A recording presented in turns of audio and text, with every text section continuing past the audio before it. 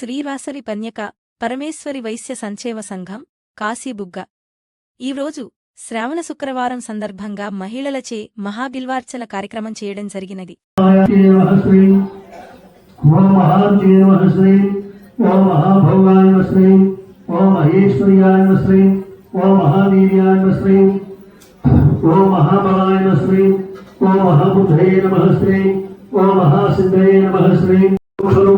श्री वज्रेश्वरी नमः श्री मामदेवी नमः श्री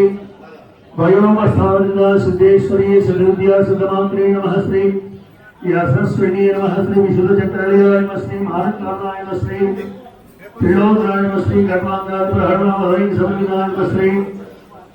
भाई सामप्रियाय नमः श्री वत्सपशो भयकृति अमृताय महासिद्धिनोदाय नमः श्री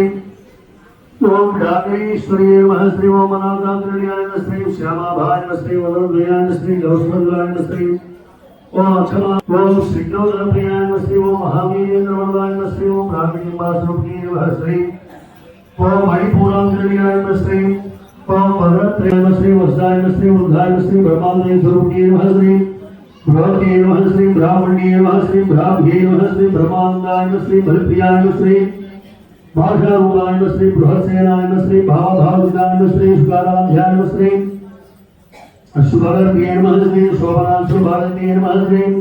राजराजेश्वरी नमः श्री ओम शिष्टपूजिताय नमः श्री ओम प्रमेयाय नमः श्री ओम सुप्रकाशाय नमः श्री